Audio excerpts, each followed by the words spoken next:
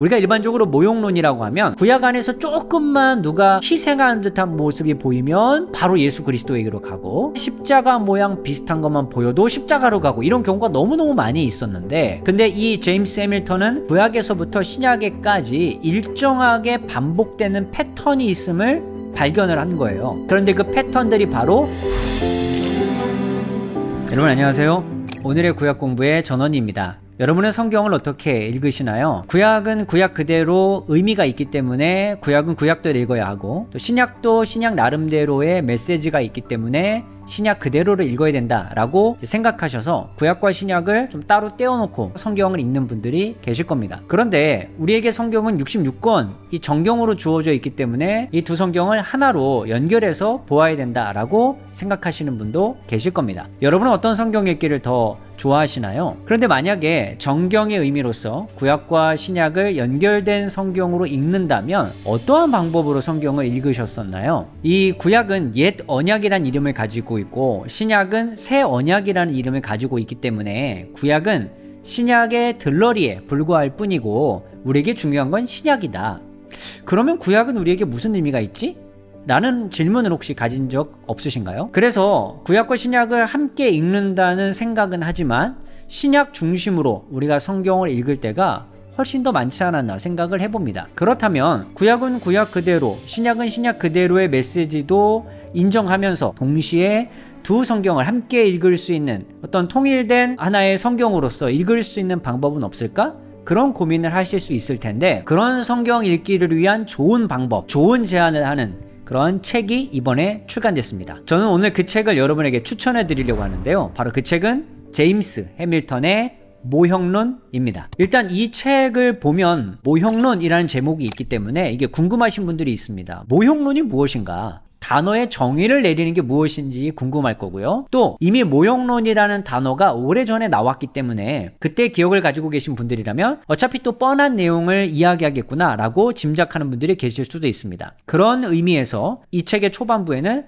모형론이라는 단어를 무엇으로 정의 내려야 하는지 거기서부터 시작합니다. 우리가 일반적으로 모형론이라고 하면 실체가 있고 그거에 대한 그림자로서 이 모형론을 인식할 때가 굉장히 많이 있었습니다. 그러니까 지금까지는 모형과 실체 이 두 가지가 모형론을 설명하는 가장 중요한 틀이었다고 볼 수 있습니다. 하지만 이 틀을 유지하면서도 동시에 또 다른 모형론의 의미를 이 책에서는 주장하고 있는데, 그게 무엇이냐면 패턴입니다. 이 패턴을 이해하는 것이 이 모형론의 책을 이해하는데 가장 중요한 용어라고 말씀드릴 수 있겠습니다. 왜 이 패턴을 이 저자가 굉장히 중요하게 생각하냐면요, 지금껏 모형론이라는 방법을 통해서 성경을 읽었을 때는 아마도 많은 분들이 신약 중심으로, 구속사 중심으로, 예수 그리스도 중심으로 이 모형론을 설명해 왔기 때문에 구약을, 예수 그리스도를 설명하기 위한 약간 들러리 정도의 책으로만 생각해 왔지, 이게 신약과 구약을 같은 선상에 놓고 이해하기가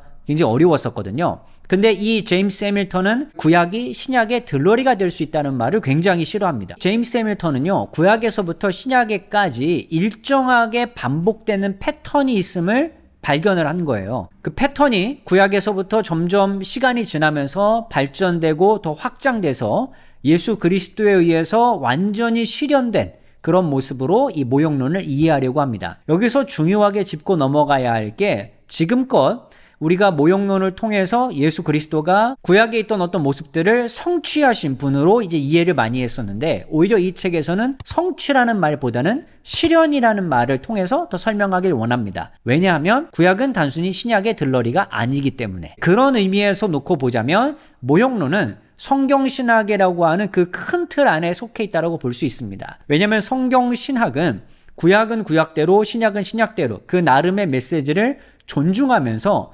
동시에 이 성경이라는 큰 틀 안에서, 정경이라는 큰 틀 안에서 어떤 흐름에 따라 주어지는 메시지를 발견하고자 하는 그런 이제 입장을 가지고 있거든요. 그러니까 모형론도, 지금 이 제임스 해밀턴이 설명하고자 하는 모형론도 바로 그와 비슷한 생각을 가지고 있습니다. 자, 그래서 아담이라는 인물과 출애굽이라는 사건이 구약에서 나타났고 거기에서도 일정하게 뭔가 보여주는 메시지들이 있었지만 거기서 그치지 않고 신약 성경에 들어와서 예수 그리스도에 의해서 더 완벽하게 실현된 그런 형태를 설명하고자 합니다. 그러니까 구약에서 일어났다는 사건을 무시하지 않습니다. 이런 부분들이 이 모형론의 굉장히 중요한 특징이라고 볼 수 있겠습니다. 한번 종합해보면 성경신학이라는 이 틀 자체가 각 성경의 저자들이 어떤 메시지를 도출하고자 했는지 여기에 관심을 가지고 있죠. 그걸 굉장히 존중하고 중요하게 생각합니다. 각 성경의 저자들은 어떠한 메시지를 전달하려고 했을까? 이게 굉장히 중요한데 그 메시지를 전달하기 위한 하나의 방법으로 패턴이라는 것을 사용했다. 이것이 바로 이 제임스 해밀턴이 주장하고 싶어하는 모형론의 방법입니다. 본격적으로 책의 내용을 한번 살펴보겠습니다. 이 책은 독특하게도요, 목차를 두 부분으로 나눠서 설명합니다. 한 부분은요, 간략한 목차예요. 그러니까 저자가 다룰 모형론의 주제인 인물로서 아담, 제사장, 예언자, 왕, 그리고 의로운 고난자, 여기에 이제 인물의 이야기가 담아 있고요. 그리고 창조와 출애굽이라는 사건을 담아두고 있고, 레위 제의와 결혼이라고 하는 어떤 제도적인 모습도 드러내고 있습니다. 근데 이 모든 내용은 다 구약 성경에 등장하면서 동시에 일정한 패턴을 가지고 이 구약 성경에 등장하고, 그리고 신약 성경에 이르기까지 이 패턴은 발전되고 있으며 예수 그리스도에 의해서 이 모든 일들이 일어났다라고 하는, 실현됐다라고 하는 바로 그런 설명을 하고자 합니다. 이게 굉장히 중요한 이제 부분이겠고요. 자, 세부 내용으로 들어가 보겠습니다. 일단 첫 부분에서는요, 모형론이 무엇인지, 그리고 성경을 하나의 정경으로서 우리가 읽을 때 모형론이라는 방법이 왜 중요한지를 초반에 설명합니다. 자, 그러고 난 다음에 이제 성경의 주요 인물들, 사건들, 그리고 제도들, 이게 이제 저자가 선별한 여러 주제들인데, 왜냐하면 성경 전체를 모형론으로 다 설명하면 아마 굉장히 많은 분량의 책을 써야 되기 때문에 주요 주제들을 선별을 했는데, 그 안에서 모형론이라는 방법론을 가지고 어떤 흐름을 추적합니다. 이걸 이제 저자는 미시 차원이라고 불러요. 그러니까 이 패턴으로서 나타났을 때 어떤 특징들이 보이는가, 이제 이런 제안들을 이 책에서 하고 있는데, 하나가 어구의 인용이에요. 그러니까 앞서 사용했던 어떤 성경 저자의 어구를 인용하는 후대의 그런 인용의 방법인데, 이제 이게 구약 성경에 여러 차례 등장한다는 겁니다. 그리고 핵심 용어가 재사용되고요. 그리고 동일한 형태의 사건이 반복되고 구원사적, 언약적 함의에 있어서 유사성을 밝혀내고자 합니다. 자, 이것이 이 모형론에서 말하는 패턴으로서 반복되는 이야기의 핵심 용어들이에요. 굉장히 중요합니다. 그리고 이 부분들을 저자도 중요하게 생각하기 때문에 이제 앞부분에서 반복해서 이 설명을 하고, 그리고 표로 정리도 해주고 독자들이 이해하는데 어렵지 않도록 도움을 줍니다. 제임스 해밀턴은요, 바로 이 패턴들이 성경의 저자들이 발견한 방식이라고 주장을 합니다. 그러니까 이미 앞선 저자가 있겠죠. 그 앞선 저자가 어떤 이야기를 하기 위해서 이런 패턴을 사용했는데, 후대에 다른 성경의 저자가 앞에 이미 기록되어 있던 성경의 내용을 보다가 거기에 있던 이 패턴을 발견하고, 그러니까 그 패턴을 통해서 발견한 메시지가 무엇인지를 인식하고 자기도 그 패턴을 사용해서 그 메시지를 또 전달했다는 거예요. 그럼 또 그 다음에 저술한 성경의 저자가 앞서 기록된 성경을 보고 패턴을 발견해서 또 자기도 그 패턴을 사용했고, 그래서 이 패턴들이 성경의 저자들에 의해서 지속적으로 반복되고 있다는 사실을 이 제임스 해밀턴은 주장하는 겁니다. 그런데 그 패턴들이 바로 하나님께서 약속한 바로 그 내용들이라는 겁니다. 하나님의 약속이 무엇인지를 발견할 수 있는 패턴, 바로 성경의 저자들이 알려주고 싶어 했던 메시지다, 이렇게 생각해 볼 수 있겠죠. 자, 그래서요, 2장에서 6장까지 이제 인물에 대한 이야기를 중심으로 다룹니다. 아담, 제사장, 예언자, 왕 등에 대해서 설명을 하고요. 그리고 이 내용들은 결국 의로운 고난자인 그리스도에게서 정점을 이룹니다. 7장에서 8장은요, 창조와 출애굽의 이야기를 통해서 새 예루살렘과 이제 연결을 하고요. 그리고 9장에서 10장은요, 레위제의, 결혼을 통해서 대제사장직을 실현하고, 그리고 새 결혼 언약을 맺는 그리스도와 이제 연결을 합니다. 그러니까 이전에 있었던 모형론이 가지고 있었던 의미를 어느 정도 가지고 있는 바는 있어요. 왜냐하면 이런 방식들이 하나님의 구원사적, 구속사적 어떤 맥락 안에 속해 있고 예수 그리스도에 의해서 확실하게 실현이 되는 그런 모습에선 기존의 어떤 모형론과 상당히 비슷하겠지만, 하지만 이제 그렇게만 놓고 보자면 구약의 의미가 너무 신약에 맞춰지는 것처럼 보이는데, 제임스 해밀턴은 바로 그것을 벗어나기 위해서 이미 구약은 구약 안에서 바로 그런 패턴들이 어떤 하나님의 약속의 패턴으로서 실현이 됐고 더 확장이 됐고 이루어져 가고 있고 이런 과정들이 구약에도 있었다는 것을 이제 이야기합니다. 그렇기 때문에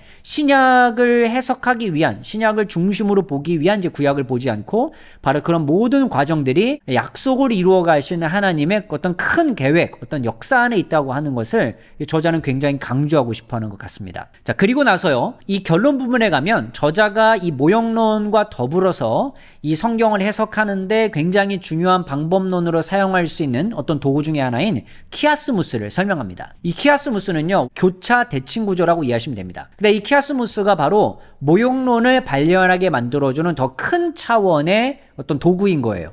그래서 이건 거시적인 차원이고요. 모형론은 좀 더 미시적인 차원이라고 설명드릴 수 있겠습니다. 네, 그런데 이제 키아스무스를 통해서 구약 전체, 신약 전체를 살펴보면 좋겠지만 그러면 이제 분량이 굉장히 많이 늘어날 수 있기 때문에 창세기만 살펴봅니다. 왜냐하면 거기서부터 모든 것이 이제 출발했기 때문에요. 창세기의 저자인 모세가 미시 차원과 거시 차원, 그러니까 모형론과 그리고 키아스무스를 모두 사용해서 의도된 메시지를 전달을 했고 후대에 이것을 확인한 저자들이 이 메시지를 전달하고 또한 설명하기 위해서 이 모형론이라고 하는 나름의 패턴을 사용했다고 하는 것이 이 제임스 해밀턴의 주장입니다. 그 중심에는 의로운 고난자이신 예수 그리스도가 등장한다는 것을 발견할 수 있습니다. 그래서 이 책은요, 궁극적으로 미시 차원의 모형론, 거시 차원의 이 키아스무스 구조를 통해서 성경의 저자들은 일정한 패턴을 사용해서 청중들과 그리고 이 성경을 읽는 사람들에게 전달하고 싶어하는 메시지가 있었고 그 메시지의 핵심은 하나님의 약속이고 이후에 성경의 저자들은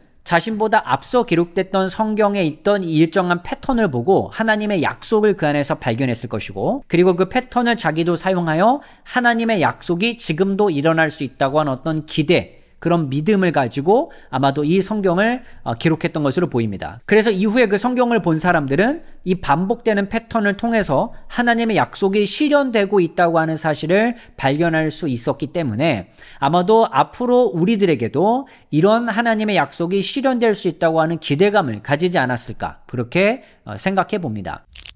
저는 이 책을 읽고 몇 가지 놀란 점들이 있습니다. 첫 번째는요, 구약과 신약 그 자체의 메시지를 인정하면서 동시에 구약과 신약을 함께 연결할 수 있는 어떤 나름의 성경 읽기의 방법, 해석의 방법이 이런 방법도 있을 수 있겠구나라는 사실에 조금 놀랐습니다. 왜냐하면 일반적으로 구약을 되게 등한시하는 경우가 많이 있었고 너무 신약 중심으로 이제 읽으려다 보니까 신약을 관통해서 이제 구약을 읽으려다 보니까 구약이라는 한 권의 성경이 주고자 하는 다양한 메시지를 좀 무시당한 채 너무 메시지가 한정적으로 나올 수밖에 없다는 사실에 아쉬움이 있었거든요. 이 저자가 모형론을 통해서 그리고 키아스무스를 통해서 도출해낸 여러 결과물들을 보고 저처럼 깜짝 놀라실 수 있습니다. 그런 의미에서 상당히 의미가 있는 책이라고 말씀드릴 수 있겠고요. 그리고 두 번째는요, 저자가 이 생각하는 방식에 좀 놀라움이 있었어요. 뭐냐면 어떤 저자가 이미 앞서 있는 성경을 보고 이 패턴을 발견했다고 하는 저자의 어떤 주장이 일단 놀랍고, 그리고 실제로 그런 패턴이 구약 성경 안에서 신약 성경에 이르기까지 지속적으로 발견됐다고 한다면 이건 저자의 주장을 꽤 신빙성 있게 볼 수 있는 주제가 아닐까 생각했습니다. 그런데 성경의 저자들이 어떻게 이렇게 앞에 있는 성경을 보고 패턴을 발견하고 그 패턴 속에서 무엇을 말하고자 하는지 이들이 깨달았을까요? 우리가 직접 저자를 만나지 않는 이상 이거를 증명해내기가 굉장히 어려울 텐데 저자는 바로 그 부분에서 너무너무 중요한 나름의 신앙 고백적인 어떤 요소를 담고 있는 것 같은데, 그게 뭐냐면 저자가 패턴을 발견하고 그리고 그 메시지를 전달하기 위해서 성경을 기록하는 이 모든 과정에 하나님께서 관여하셨다라는 그런 내용을 담고 있습니다. 하나님이 그 과정에 개입하셨기 때문에 하나님의 역사 속에서 어떠한 방법으로 하나님의 약속을 성취해 가시는가, 그 과정을 이 패턴 속에서 발견할 수 있다는 이런 내용들이 저는 너무너무 놀라웠습니다. 그리고 이렇게 설명이 가능하겠구나 라고 저 스스로도 좀 인정할 수밖에 없었기 때문에 굉장히 좋은 방법론이었다라고 생각했던 그런 부분이 저에겐 두 번째 중요한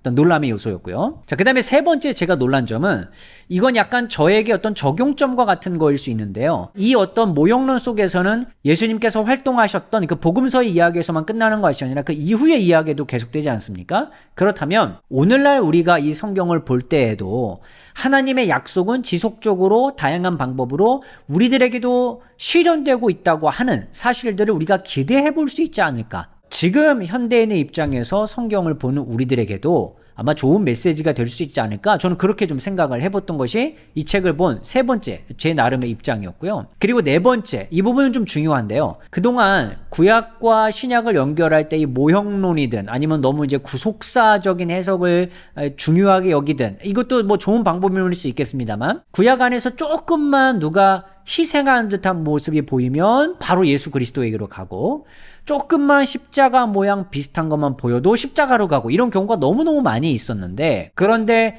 이 제임스 해밀턴이 주장하는 모형론이라는 방법을 통해서 생각해 본다면 철저히 성경 본문을 연구하고 분석해서 그 안에 근거들을 가지고 이 내용을 이끌어가기 때문에 이게 영적인 해석으로 그냥 가는 분들이나 너무 무리한 해석을 하는 분들과는 달리 탄탄한 어떤 성경의 근거들이 뒷받침하고 있기 때문에 저에게는 좀 부담 없이 받아들일 수 있었던 좋은 해석 방법이다. 그런 의미에서 생각해 보자면 원래 성경신학은 약간 이런 게 아니었을까. 모형론도 저는 성경신학에 포함되어 있다는 어떤 이해를 더 많이 했거든요. 그럼 바로 이런 부분들이 성경을 각 권대로 나름대로 인정을 하면서 동시에 하나의 정경으로서 볼 수 있는 방법론으로 굉장히 유의미하게 사용할 수 있는 그런 방법론이 아닐까 그렇게 생각해 보았습니다. 그런 이제 저의 생각 때문에 저는 이런 분들에게 이 책을 추천해 드리고 싶습니다. 일단 역사비평, 그러니까 우리가 구약 주석 방법론이나 신약 주석 방법론을 배우면 역사비평과 관련된 다양한 해석 방법론을 배우는데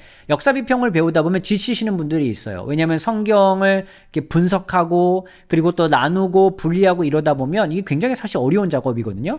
역사비평에 굉장히 지쳐 있는 분들, 그런 분들에게 이 모형론은 정말 추천할 수 있는 좋은 책 중에 하나입니다. 그리고 두 번째는요.